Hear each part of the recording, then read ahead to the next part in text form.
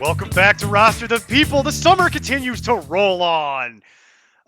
32 teams in 32 days. Neil Smith, Mike Burland, Mason Cameron back at you 2 days in a row. Today is the 9th of August. We are double dipping on a fine Friday here. So just as a PSA, if anything we're about to say sounds a little weird or a little dated, that would be why. Tune in for the wrap up show, which is tentatively scheduled for the 31st of August. That'll be the live stream. We will obviously release that as a podcast for those who can't be with us when we actually sit down and do that. We will get final confirmations on that out all over your social medias here very shortly. We're just waiting for people's schedules to firm up. You know how it be during the summer. People be vacationing. So this is not a show I've been looking forward to. Thank you, fine gentlemen, for showing up and suffering along with me. We're going to get into the New England Patriots today. My word, this is not your daddy's New England Patriots show. This is not going to be the Patriots show of old. But before we get into that, a couple quick PSAs as we do. This is your primer for your draft for the 2024 fantasy football season. We are going team by team, breaking them all down, talking about the offseason moves, the pops, the drops, the things that twirly bird in a circle and don't go anywhere. This is all based around 12-team redraft PPR gods format because Mason loves when I do that joke. So there you go. It's the Lord's format. So we're going to be doing that. You're going to hear us reference a lot of rankings and ADPs. Those come courtesy of our partner, Fantasy Pros. Shout out to Fantasy Pros. We love being part of an affiliate of yours and being part of your ECR. Many of us, including myself, we do rankings for them and they get slushed in with the ECR.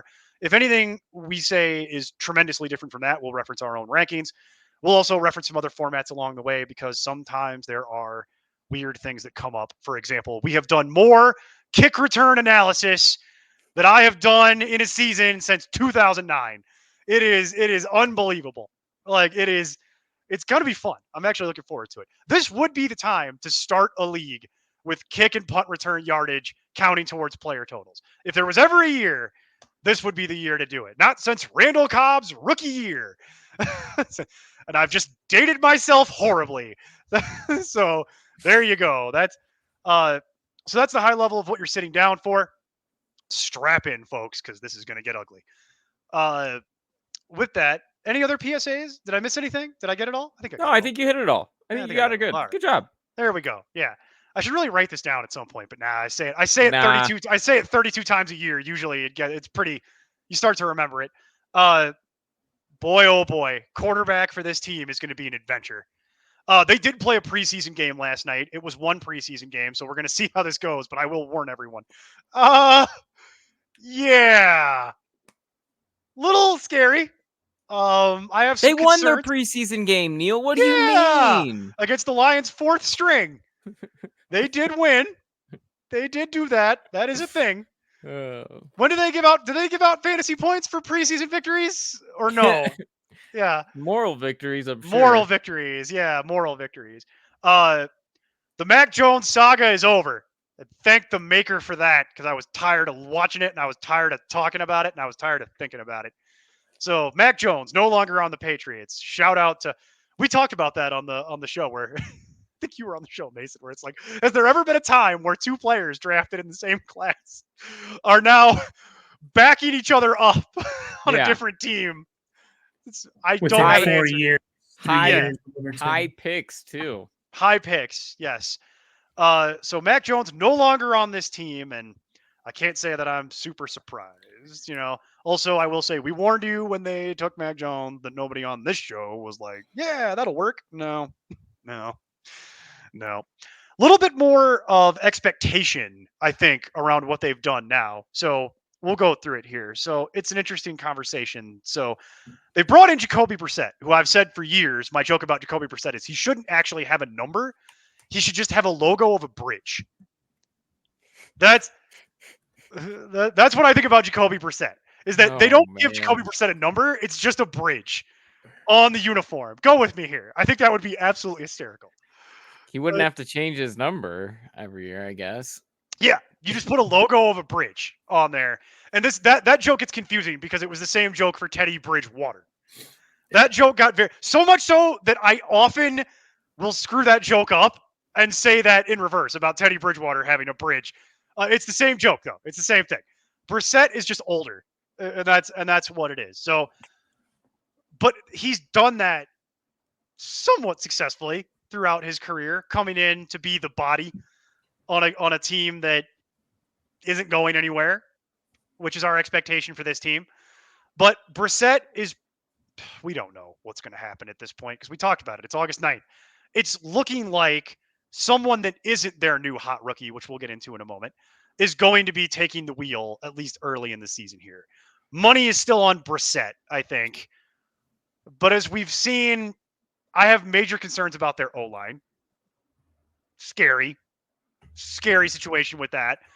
But it looks like it's going to be Brissett. And then you have, like, they don't even know what they're doing because they drafted Drake May. We could get into whether or not we think Drake May is going to be somebody in the future. We'll do that quickly here. Anybody have any high hopes for Drake May? Yeah.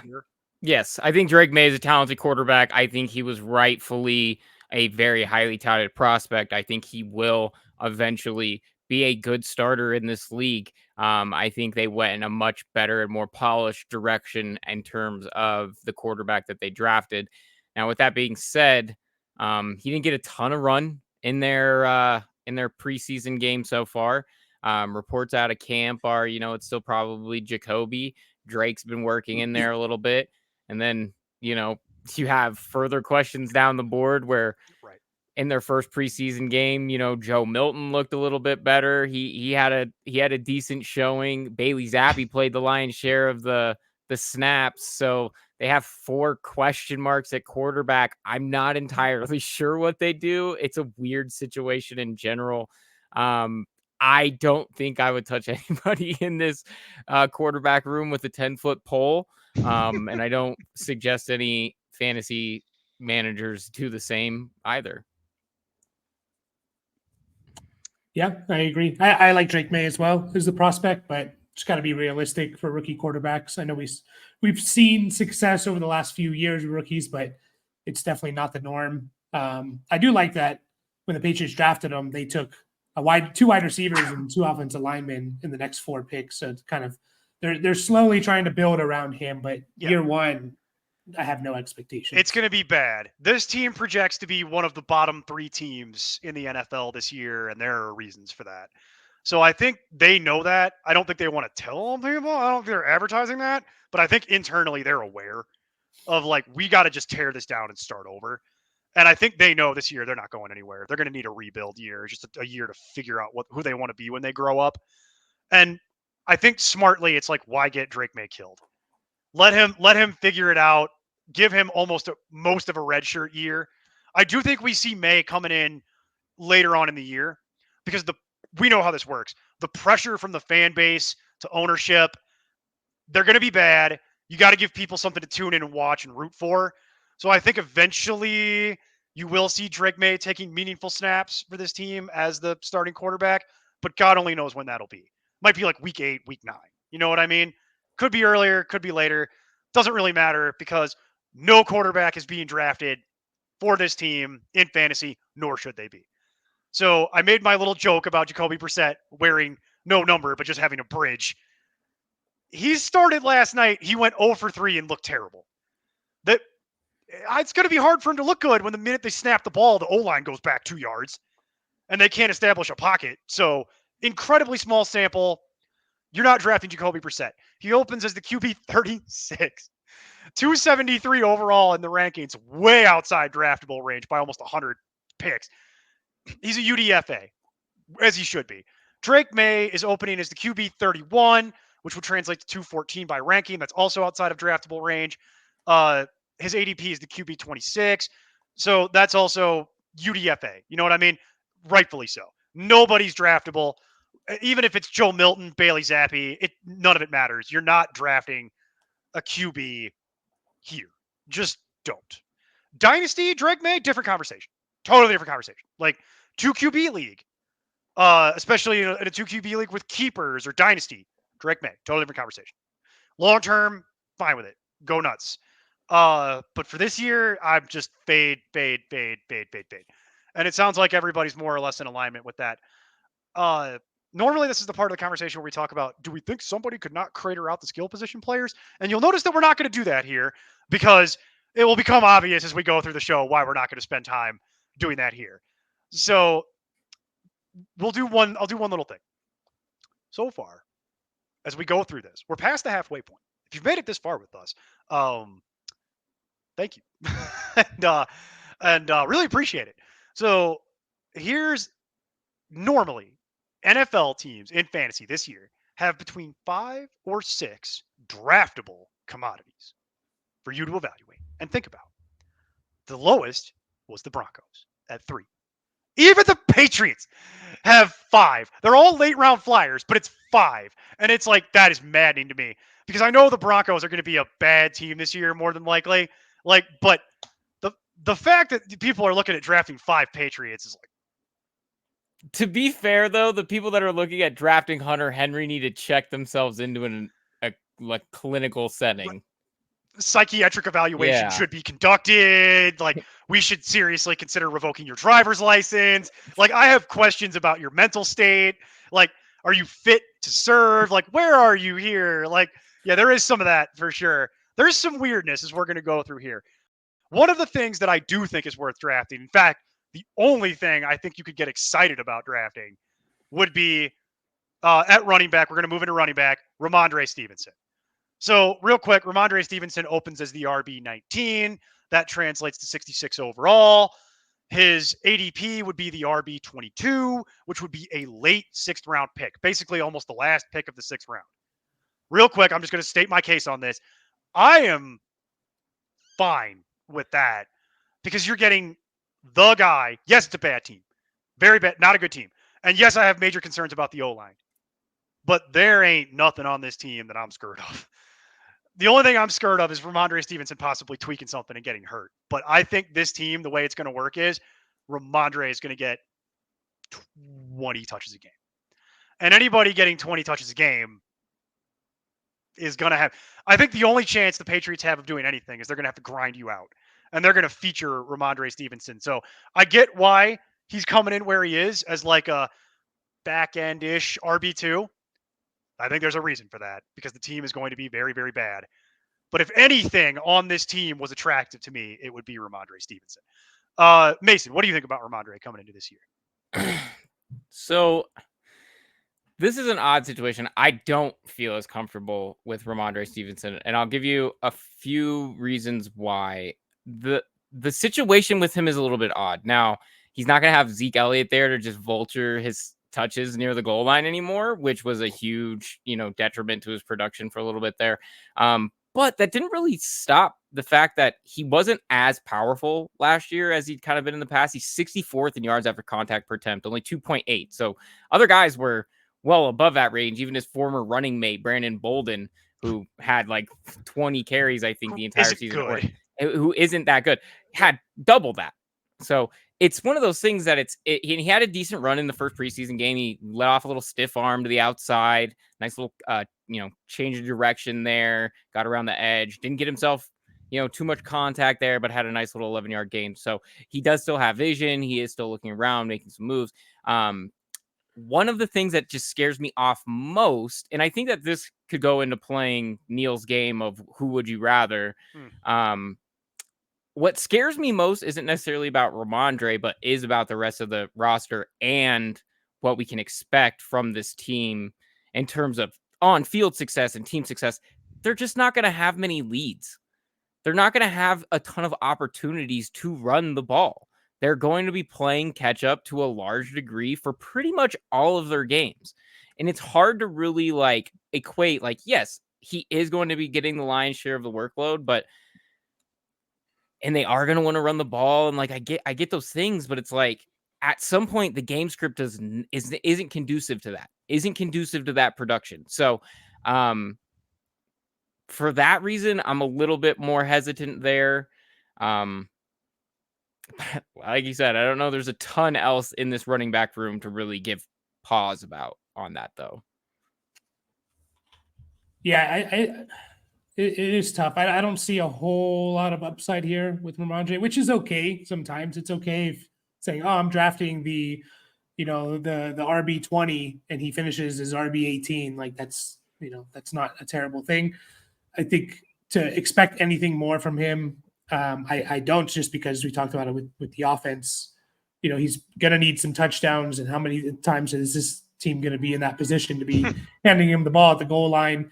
Maybe the games will be kept close if their defense is, good and they can, old school football, right? You run the ball and play defense and they keep it close, and he does get 20 touches a game. So, again, it doesn't excite me. I think he will finish as a top 20 running back if he stays healthy, and that's kind of where you're getting him. So at the same time, I'm good with that. And I don't know, we can look at some of the players going around him and decide, who we want. He's going after our favorite topic, which is the James Conner, David Montgomery, Aaron Jones window of excellence. Yeah. He's after that. And so that's the problem, is that once you get past that, it gets really ugly really quickly. That's the tier cutoff. That's the the sixth issue. round is that tier cutoff round. Yeah. You get very quickly, you get into the Zamir Whites of the world. And it's like, okay, that's kind of the same conversation. That team is going to be bad. How much are they going to run? I've seen Ramondre have success. I haven't really seen Zamir White have success. Like, I don't know what that is. Like, you're talking about the Zach Mosses. You're talking about it's all the guys that you're like, okay, but there are obvious concerns around this. So that's the reason why the rankings work that way. It makes total sense to me, because he gets a little bit of a bump above the guys, the Zach Mosses, the people that have obvious question marks, because we've seen this movie before with Ramondre, when we know if he can't actually get the full workload and they are going to give it to him, he has had success in the past. So I could see that's my argument for it. What scares me more than anything is actually something that didn't come up, which is the idea that you mentioned game script, Mason. If I'm playing the Patriots, I'm going to put 8 men in the box on every play. Go ahead. Beat me with something that isn't this. That's actually the most concerning thing I have, is if I'm playing the Patriots and I'm a defensive coordinator, I'm watching tape, what I would immediately do is, okay, so every play, I'm putting 8 in the box. And that's what we're going to do. Because if you could beat me with whatever trash quarterback you're going to roll out there and the wide receivers that we're going to get into, you are welcome to try. Feel free. And that's my biggest concern for Ramondre, is actually game script, yes, but the idea of facing a stacked box again and again and again, that's my concern more than anything. That to me is the big reason where it's like, if you were going to pick nits, that's the nit that I would pick first, is like, bro, you really want the guy who's going to be running into a linebacker every single time because they're just going to they're going to try and run stuff him? I could see that. Like, that would be a little scary. So, but I think a lot of that is baked in. You're getting volume, so at least you got that to hang your hat on. But I do agree, those are the concerns. You've both outlined them very well. Game script, red zone touches. Those are the scary things, and I would add stacked boxes to that to go along with game script, because that feeds into the game script conversation. That being said, I'm a little more bullish than I think either of the two of you are. But I don't think anybody is saying, like, late 6th round pick, you're going to take Ramondre? You're insane. You're an insane fool. I don't think anybody's going to do that. It's baked in.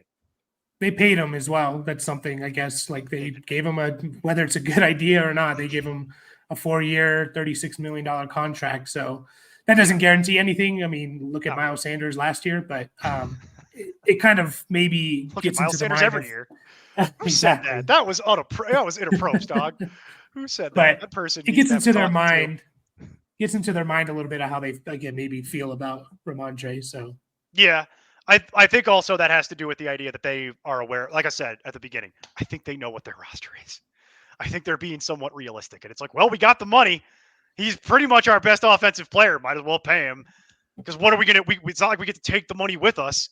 You know what I mean? It's not like I get to put that money in a savings account and save it for next year. That would be an interesting idea, by the way. NFL ownership people. That would be an interesting idea. Although they would never approve that, because then you would have teams that would basically need to be relegated, because they're like, well, I'm just going to put all my money in my interest-bearing savings account, and then I'm going to blow the wad, like, and have a super team. Not a good idea, but it is interesting. It is an interesting idea. Backing up Ramondre, they went out and they got Antonio Gibson. Oft discussed Antonio Gibson for years in fantasy. You would think Antonio Gibson is 40, given how long he's been in the league and how much we've talked about it. Like, I would forgive anyone if I asked you how old Antonio Gibson is. You'd be like, he's 42, right? Like, and it's like no, it just feels that way. It's just one of those where it just feels like that. And what's frustrating about Antonio Gibson is the fact that he really is not the most durable cat. I wouldn't call him injury prone as much as it is just kind of like he gets out there and he plays, but it's always something. He's like questionable all the time, and it's just like, okay, there's always something with this. When he's actually healthy, you can understand why people talk about him so much because you do see the flashes. He was brought in from the Commanders to be the pass catching running back for this team. And guess what? He's already nicked up. He was nicked up at the end of last year. He was nicked up all throughout last year. He was nicked up the year before that. He's nicked up in training camp. He's nicked up now. Congratulations. That's the life of rostering Antonio Gibson, just so you know what you're getting into. He opens as the RB 43. 141 overall is what that would be by ranking. He's ADP is the RB 50, which translates to the end of the 14th round. So he's basically your last skill position player. Neil, this is normally where we talk about your must handcuff list. Nope. Doesn't qualify. Do not qualify Antonio Gibson as the must handcuff list. Nope. Because I don't feel like there's a world where if something happened to Ramondre, that Antonio Gibson would suddenly be the guy. This would devolve into a horrible car wash.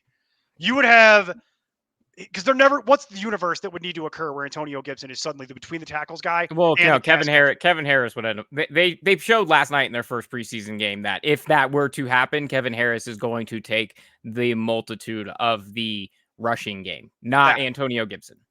So that's why he doesn't make the must handcuff list, because Antonio Gibson has his job, the Antonio Gibson job.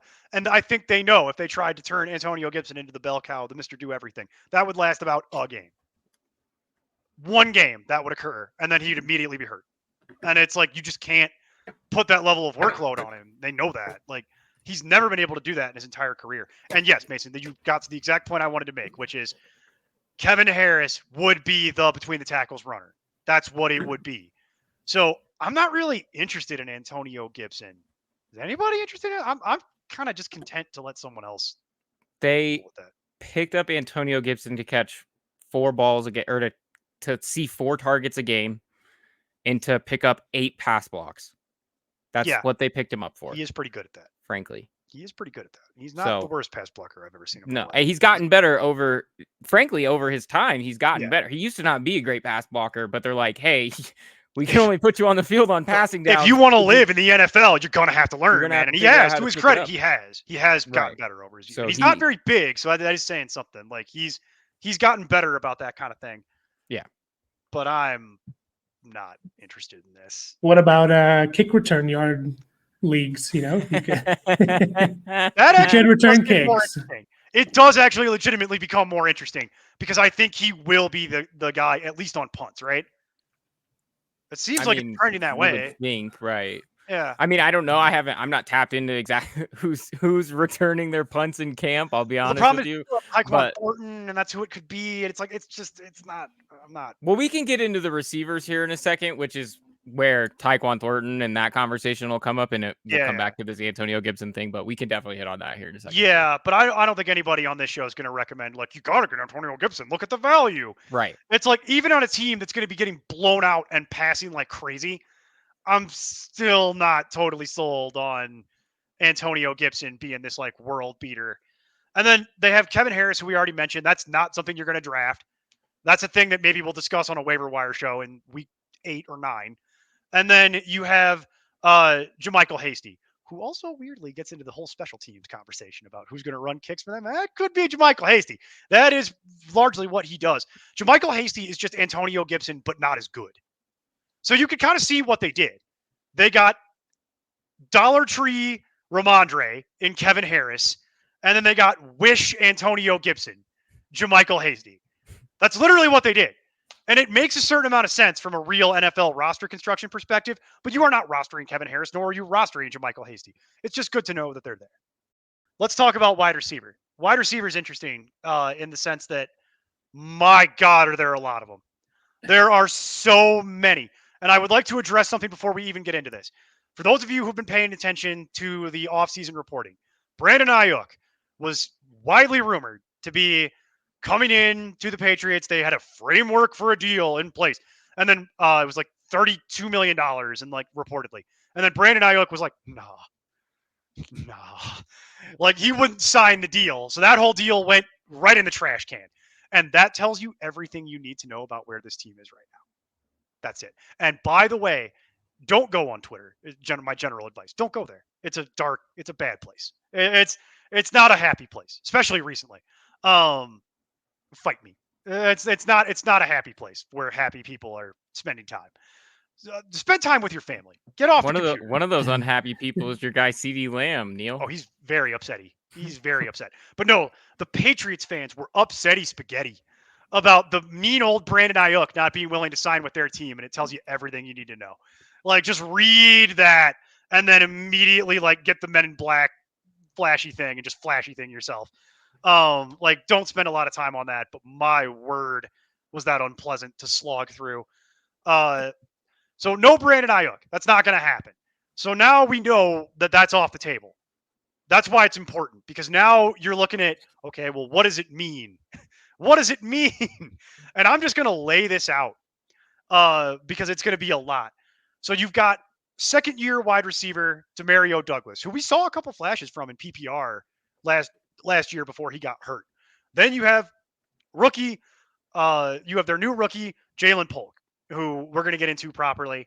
And then you have their other rookie, Javon Baker. So the Patriots are trying to fix this wide receiver room because their wide receiver room has been bad for a long time. Let's start with those three, and then we'll go through the rest of the guys. So Demario Douglas is one of the players that's actually being drafted as a flyer. He opens as the wide receiver 64, which would be 158 overall. His by ADP, he's the wide receiver 72, and he'd be the last pick effectively of the 15th round. What do you guys think about Demario Douglas? I think if you're taking any of these guys, you're hoping it's Drake May and he comes in and he, is the real deal and he looks really good his rookie year. Like, that's what you're banking on. Because if it's Jacoby Brissett, he's been kind of poison for fantasy football. He had that one stretch with Cleveland where he made Amari Cooper look good. But Amari Cooper's obviously a really good receiver too. So, it's just you're banking on out of nowhere Drake May and say, oh, he has a CJ Stroud, like, even a 80% of CJ Stroud season, 70%. And someone's going to have to catch the ball. But I guess I don't hate it. I like Demario Douglas in PPR, and I just don't know if there's going to be any volume to consistently rely on him or any of these guys. So I'll be honest, my flyer at the end of drafts is Demario Douglas. For Polk to be going ahead of Douglas is, in my opinion, a huge, huge travesty on every armchair evaluator out there. You guys' rankings are obviously taking a hit. The Polk, that's not correct. That's not the way that you should be drafting him public. So I'll just get that out there out front. Demario Douglas is a significant contributor to this offense, regardless of who the quarterback is going to be. Now, as Mike put it, you would hope that's going to be the guy with more upside that, is showing potential. That was their first round draft pick. That's what you want to see.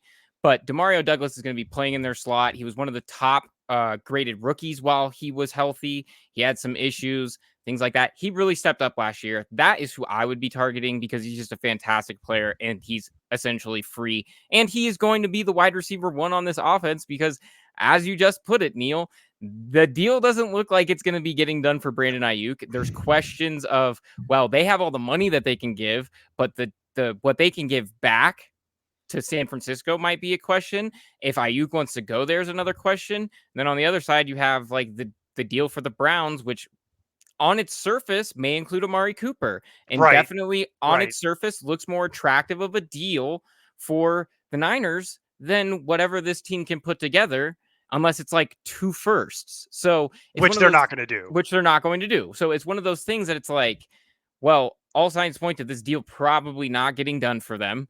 And I think it's a little bit of coping out there in New England. There is some copium. There is a lot of copium that they're going to have to move forward. And honestly, they're going to learn a lot through this camp. After their first game, they have the most crowded wide receiver room in the NFL. And it's because at the same time, it's the most middling. And then thirdly, just kind of as an afterthought, we talk about kick returning things. Rosters are going to look different this year. They're going to keep a couple of extra guys that you might not have expected to make rosters, well, because they have that kick returning ability. So that brings into questions, Polk, Baker, those guys are going to probably be involved in the offense. Are they really that draftable? I would say no.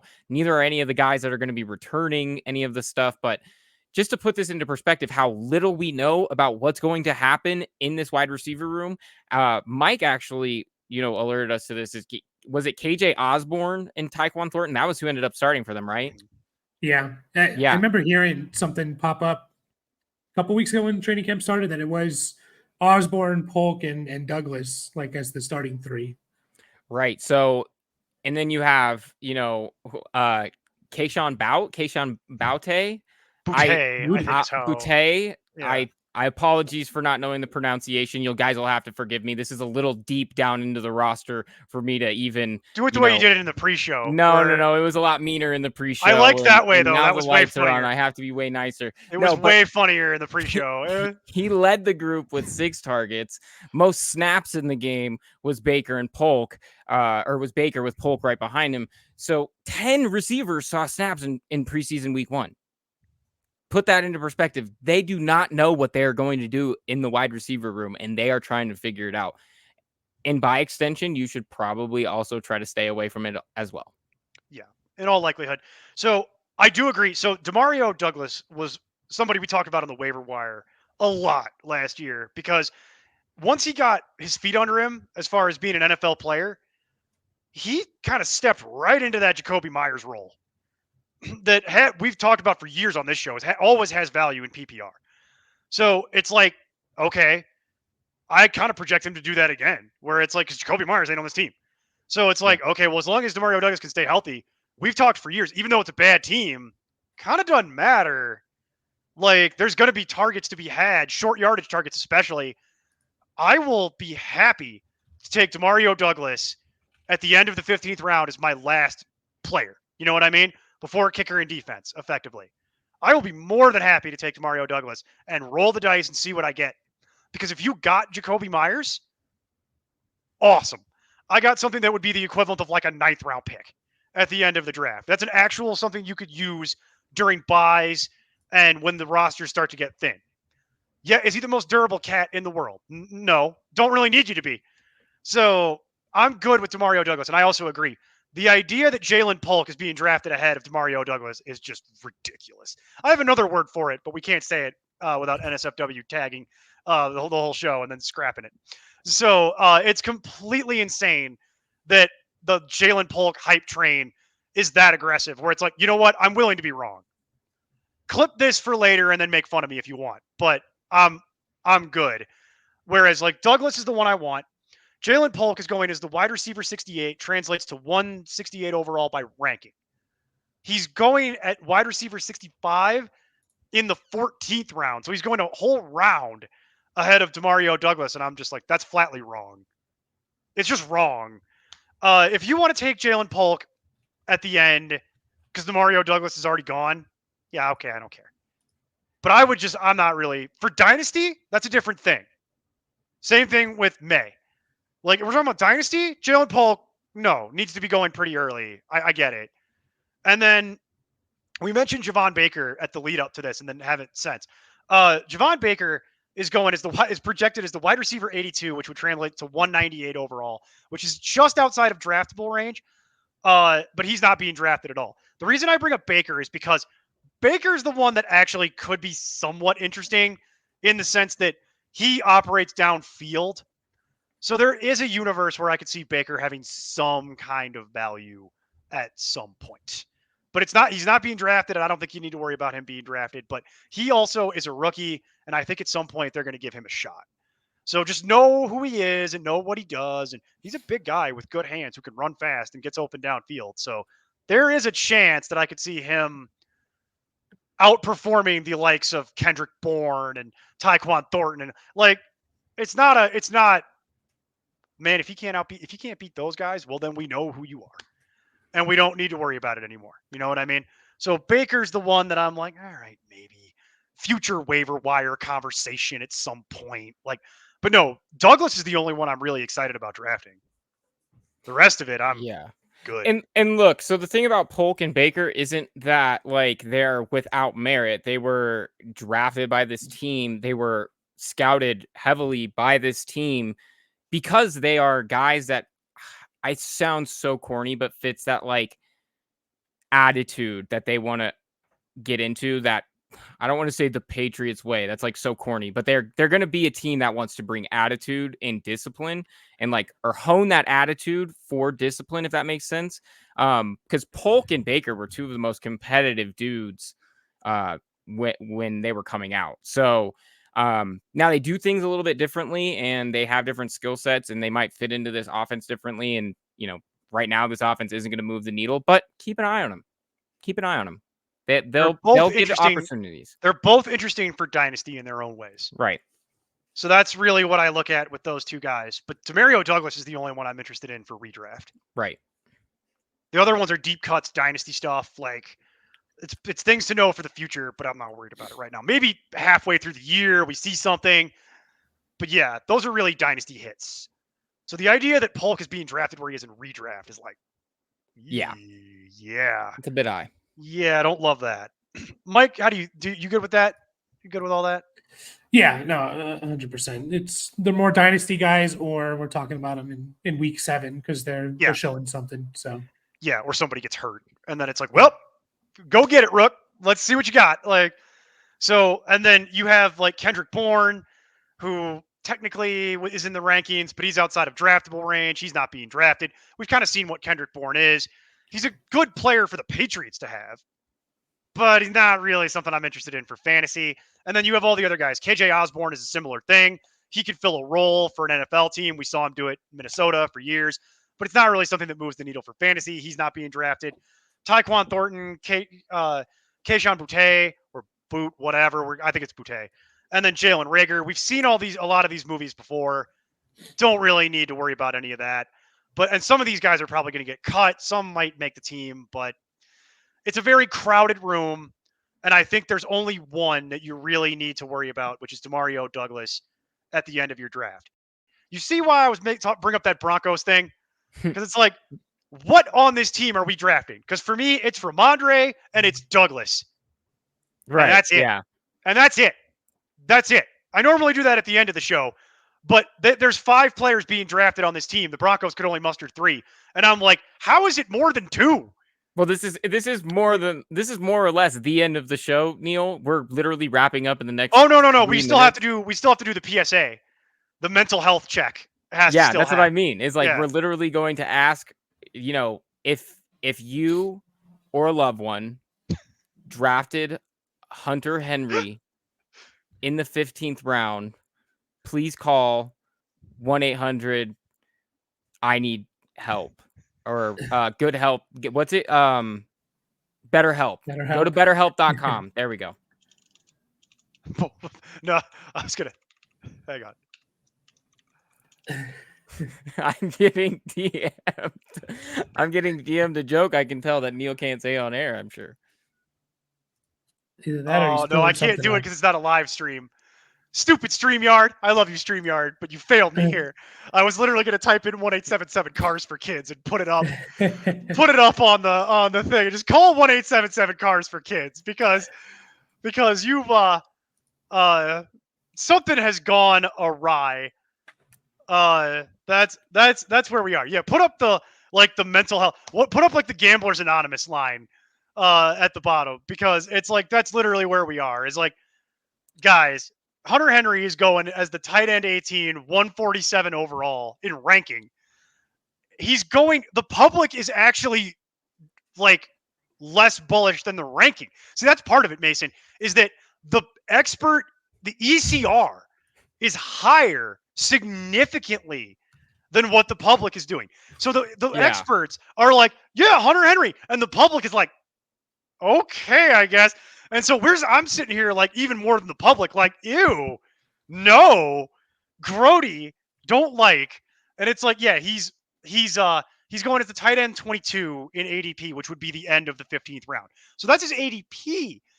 Our colleagues in the ECR are recommending Hunter Henry at 147 overall, which is not the 15th round. I just want to point that out. That's like the 13th round. Yeah. So there you go. So that's one of those things we talked about it yesterday with like a tight end you don't want. Yeah, this is another one, just for very different reasons. So no, I'm not interested in Hunter Henry. I'm not gonna deal with it. Somebody else can figure that out. Like that's where we are. Does anybody have anything nice to say about late career Hunter Henry? Jason's not here.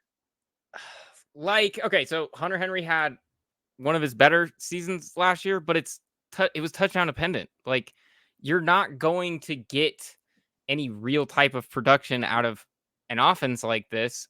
That, to be like we said, yeah, they're going to be behind quite a bit, and he's going to be playing a role in an offense that tends to play more tight ends than others. I don't know that moves the needle. Sure, your late round flyer on Hunter Henry, that's fine, but for for the ECR to be higher than the public on this, I think the public is ahead, and I have a huge question, but again, it also comes down to the tight end is just a dumpster fire, and you're just shooting from the hip at any point, and we're grasping at straws to find anything to plug into the roster. So if that's your factor flavor, I go for it. It's not mine, and I don't think it's anybody else's quite on this show. Mason has all the streaming advertising. He's got BetterHelp and Factor. Would you like to talk about what is the other one? The Raycon earbuds.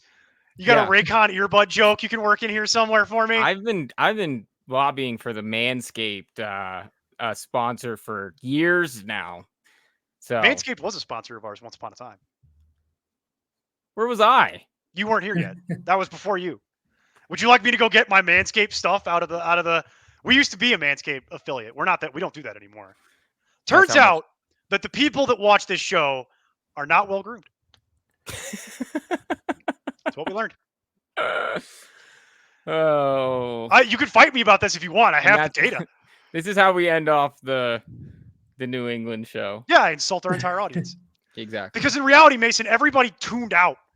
Like, they didn't make it this far. They're not hearing this. They left like forever ago. They heard us talk about Demario Douglas and left. Yeah, they heard us say something slanderous about Jalen Polk, and we're like, "What? Turn this off. Unsubscribe." Also, we didn't have the cat engagement this time. We lost like 30 people for cat engagement. I don't know where my cat went. Sorry, you guys. Sorry. Yeah. All the viewers at home. To end on a real thought, you want to know what actually scares me about the Hunter Henry thing a little bit more than to have a real conversation? They got Austin Hooper on this team. So it's like, who's going to be the tight end one? I don't really care, but I think they're both going to see work. And so I think if you added together those two guys, you'd wind up with like the tight end 12. But you're not going to do that. So it makes them both useless. Yeah. That's my issue. That's a good point. Yeah. Because Austin Hooper's not great, but he's good enough to siphon off. And it's like, that's the issue I have, is that if you took the two guys, cool, but you can't combine them into one guy. So there you go. There you go. So yeah. If somebody you know is pounding the table for Hunter Henry, check in on them. See where they're at. Maybe make sure they're not living in a house full of black mold, or that they're not like something they didn't have a head injury they didn't disclose. Like, don't do that. It's not a good idea. Any final parting thoughts, comments, questions, concerns, insults, or public outcries for the New England Patriots before we wrap up here? Fitting 45 minutes of New England talk is honestly, I think, the most impressive thing we've done in this whole series. I'm talked out for the day. Yeah. I'm absolutely exhausted. This was like the longest show to talk about nothing. Hey, don't forget that Chargers show. We went an hour. No, that wasn't me. That was your fault. I accept zero blame. I accept zero blame for any of that. So 15 minutes of that, Mason, is them just aggravating me. It's literally 15 minutes of that show is them just knowing that I don't want to be continuing on. So they keep talking about the tight end 4.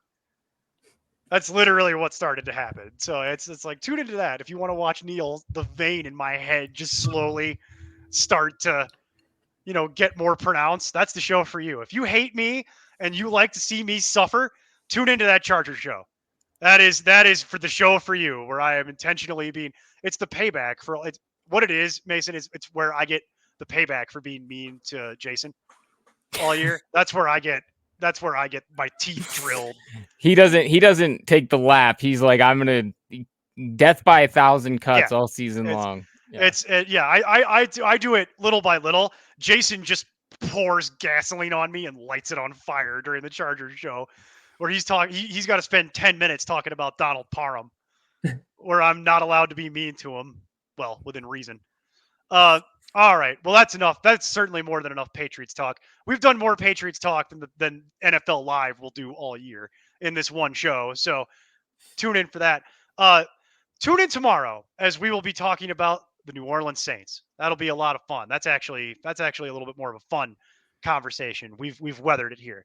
But until then, keep up the nonsense. I'm Tim Kitzer from NBA Jam and NFL Blitz, and you can find all the guys at ImportantNonsense.com. Kaboom!